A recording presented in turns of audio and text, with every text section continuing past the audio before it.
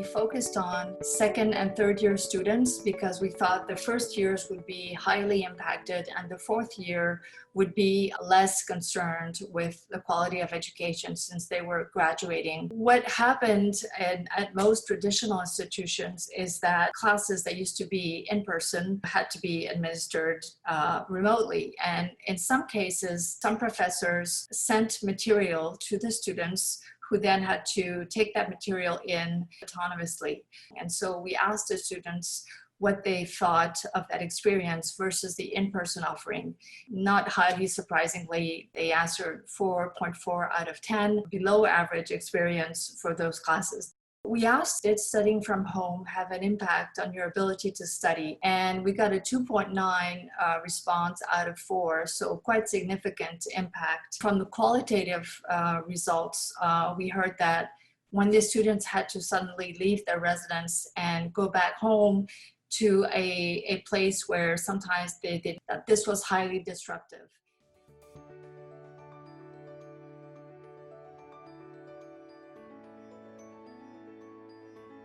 And Ryerson runs a fairly large spring and summer session. And typically we have about 28,000 enrollments in it. Now, when the cancellation of in-person courses happened, we lost 60% of that, just disappeared.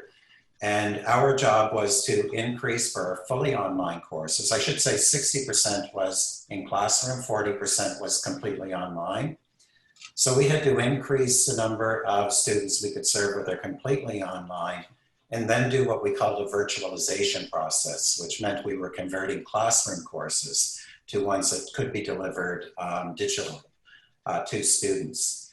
And we used short courses as the formation of the transition for virtualization. So it was a short 10-hour course, which went over some basic principles, but also assisted with getting course plans together and communication plans with students.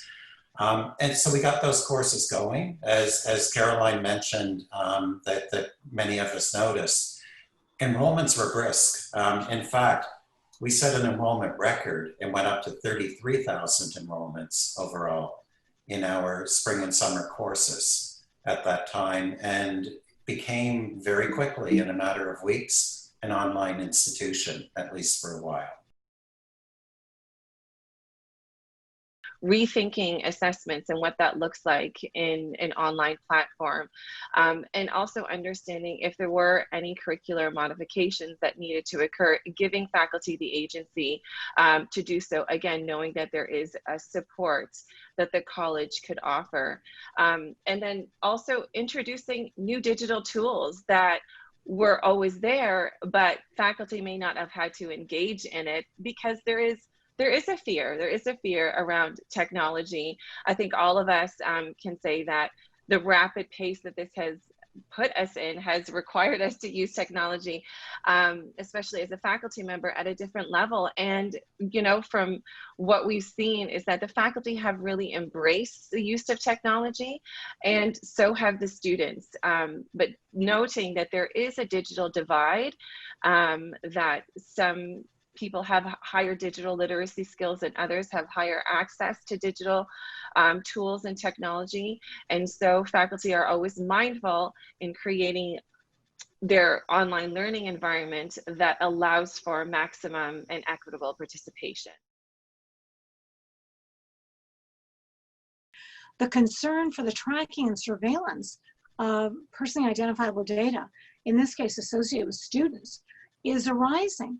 And enormous protections have to be given to students doing everything online, possibly for the first time, and in an environment that they may not be comfortable with because this isn't their preferred mode of activity. When you're operating from home and students are in a room, of course they have to be mindful of where they are and what can be observed. I think they gain an understanding of that. But more, the second and third points you raised in terms of information that's being shared with a software company that's offering assistance, unless you absolutely know what they're doing with your information, and hopefully they're not doing anything but what you contracted their services for. It seems it would be interesting for students who may be considering other options, purely online options, to understand also the privacy concerns related to those options, if that is something that they are sensitive to, and we think they should be. Despite the fact that they have nothing to hide, right, Anne? You know. Oh, if I could, please let me respond to that. It drives me crazy when people say, well, if you have nothing to hide, you have nothing to fear, right? What's the problem with the state having access to all your information, or this organization? Are you kidding me? That could have been the motto of the Stasi police in the Third Reich, where, you know, the state took all of the information, everything from the Germans. When that ended, Germany stood up and said, never again will we allow the state to strip us of our privacy and our freedom. We talked about I talked with my live class about putting courses online, that we'll run the thing online. And I said, you know, we do this in the other course. And 5 students standing around me just blurted out spontaneously, everybody cheats in online courses all the time about everything. I think we can design our courses, our learning experiences in such a way that we do emphasize other types of demonstrations of learning that are less susceptible to simply getting an answer from somebody else. So I think it is a good reflective point, and frankly, you know, stated here, if we do a lot less examination type work in the future, I think that'll be a good thing for education. Mm-hmm.